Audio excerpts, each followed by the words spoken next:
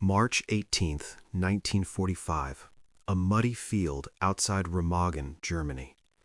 18-year-old Liesel Bauer dropped to her knees in ankle-deep mud. Her dress was torn, soaked with rain and blood. She pressed her hands against the cold earth, eyes wide, teeth chattering from fever and terror. 2 American soldiers appeared over the ridge, rifles raised, boots crunching through debris. She flinched, shrinking into herself. "Bitte, shoot." The words cut the air. Private Daniel Moore froze. He had seen surrender. He had seen fear. Never this. "Please," she whispered again, louder. "Shoot me. Now." The mud around her darkened. The wet fabric clung to her legs. Her body shook violently, not from crying, but from the raw tension of someone who had lost all hope. Her trembling fingers dug into the mud. Each heartbeat rattled like distant artillery. The sergeant behind Moore barked an order to move her, clear the road. Moore didn't move. His sister's face flashed in his mind, 16, laughing on their porch in Pennsylvania. If she were here, alone, broken. Another gust of wind tore across the field. Smoke from a nearby shell drifted toward them. Liesel's lips quivered. "They already came," she hissed, barely audible. Moore's stomach dropped. He understood now. She wasn't begging to die from them. She was begging to escape a fate she had already survived and feared to survive again. He swallowed hard, his rifle lowering. Silence fell. He reached for his coat, setting it gently on the ground in front of her. Liesel's head lifted slightly, just enough to see it. She reached for it. Liesel's fingers trembled as she clutched the coat, drawing it around her shoulders. The mud clung to her knees. Her thigh throbbed from the shrapnel wound she had hidden beneath her dress. Her voice barely rose above the wind. They'll kill me. The others, the Soviets. They said, if we survive, we won't live." Private Daniel Moore knelt a few feet away, careful not to make sudden movements. His eyes darted to the road, the officers, the quiet authority of the sergeant watching them both. Absolute power hung in the air. A single misstep could end this girl's life, or his. Her hands dug into the coat. Her body trembled from cold, hunger, and fear. "I've seen them. Take girls. They hurt them, and leave them." Her words faltered into sobs. Moore swallowed. He'd carried 3 wounded men through sniper fire last week. He'd held pressure on wounds while soldiers screamed.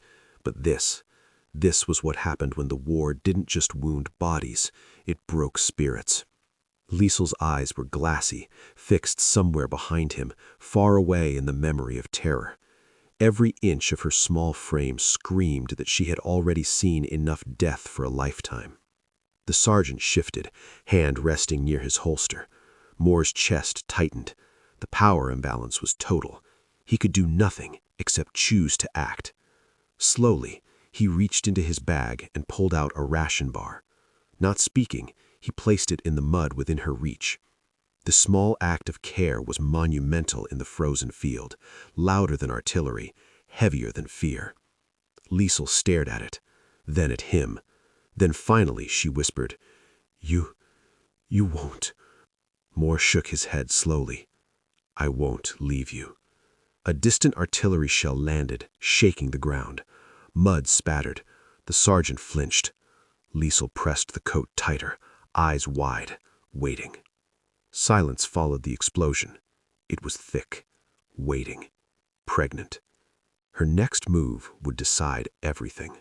Liesel's hands shook as she crawled forward, pressing herself against the mud. Every breath was ragged, her chest heaving.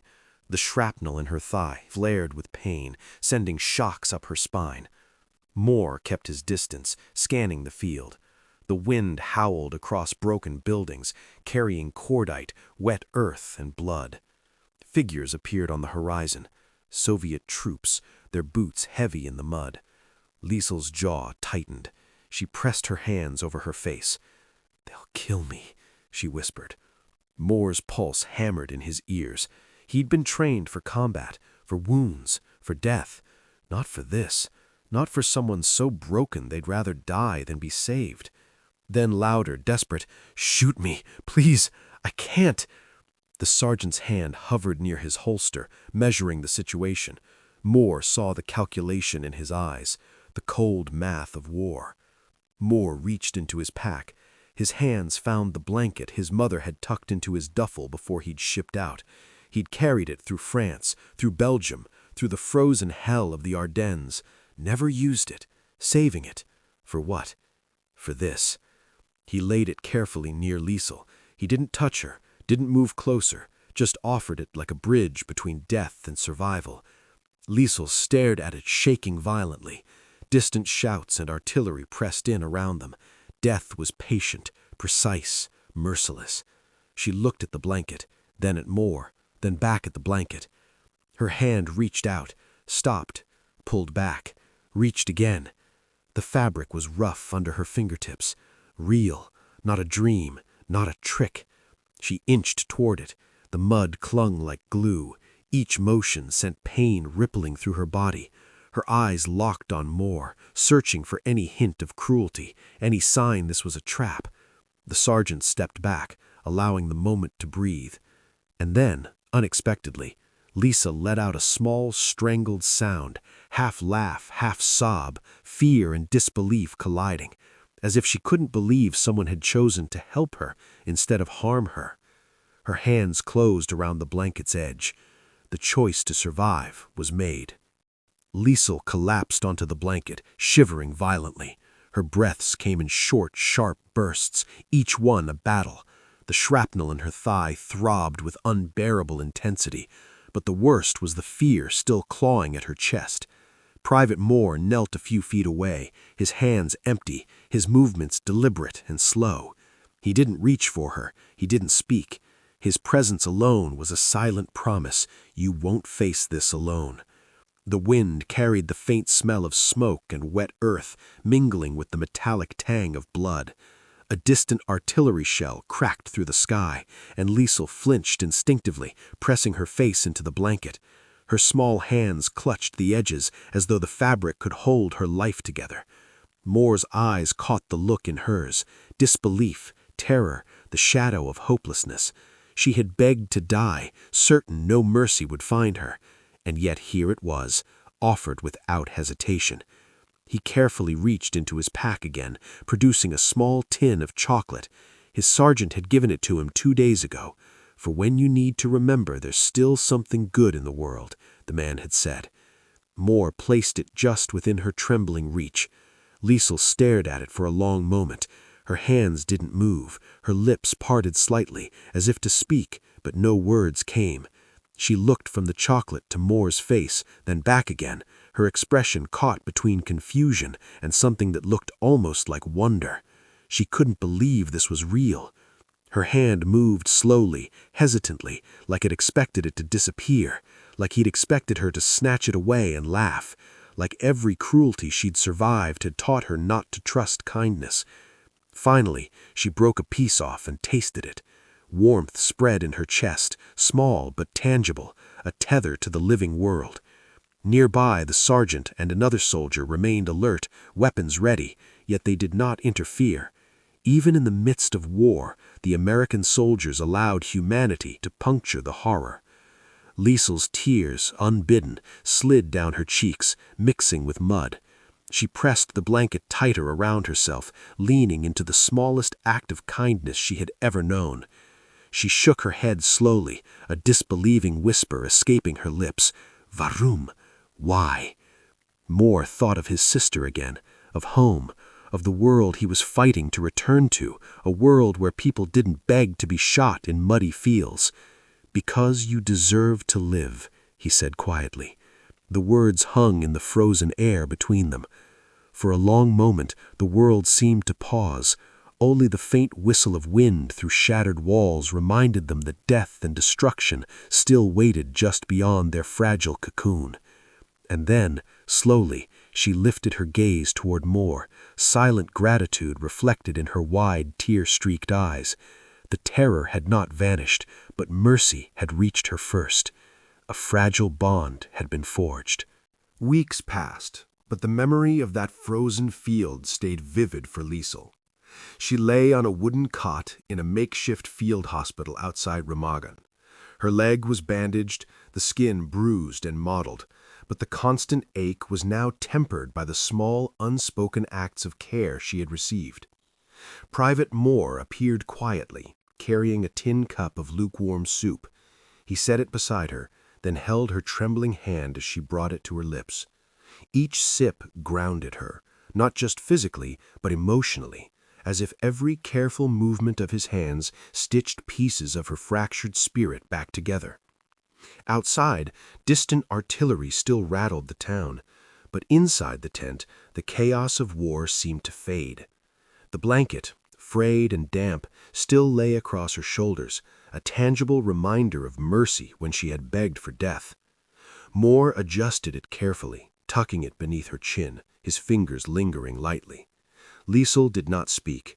Words were unnecessary. Every small gesture, steadying her trembling hand, placing the tin cup, keeping watch, felt monumental. The sergeant lingered nearby, arms crossed, weapon at rest. He did not interfere, but his presence offered the quiet authority that allowed care to exist even amid destruction. Days bled into nights. Liesel learned to trust the cautious attentions of the Americans. The blanket, the chocolate, the steady hands, simple acts that had saved her, became symbols of resilience. On the 5th day, she lifted the cup herself for the first time. Moore watched, silent, as her hands shook but held steady.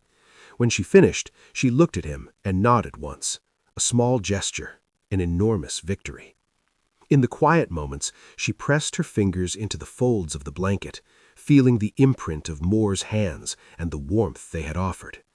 The war outside continued, patient and unyielding, but within these gestures, life had reclaimed her. Even as fear lingered, so did the fragile bond of survival, a single act of mercy that had refused to let her die when she had begged to be shot. Decades later, Liesel stood quietly at a small cemetery on the outskirts of Heidelberg. Spring air carried the faint scent of blossoms and fresh earth, a world away from the frozen mud and blood of that March day in 1945. In her hands, she held a folded, worn blanket, the same one that had wrapped her in mercy all those years ago. She knelt before a modest grave, unadorned except for a simple wooden marker. No medals, no rank, just a name. Private Daniel Moore. Her fingers lingered on the coarse fabric, tracing the spots where his hands had steadied her trembling body, where he had guided her toward survival when she had begged for death. From her bag, she removed a small envelope, yellowed with age. Carefully, she placed it beneath the blanket. A single line, written in precise, careful script. I survived because of you. No signature, no return address, only gratitude, a tether across decades to that frozen field where she had refused to die. She straightened, leaving the blanket draped over the grave. The wind tugged gently at her hair, carrying away the weight of years spent carrying fear and survival together. Birds stirred in the budding trees. Life continued, indifferent yet patient. And then she walked away, her steps slow but certain, leaving behind the fragile symbol of mercy, survival, and the unspoken bond forged in the mud. The world outside still remembered nothing of that day, yet the echo of compassion endured, quiet and unshakable, in every fold of the blanket, in every heartbeat that had been spared.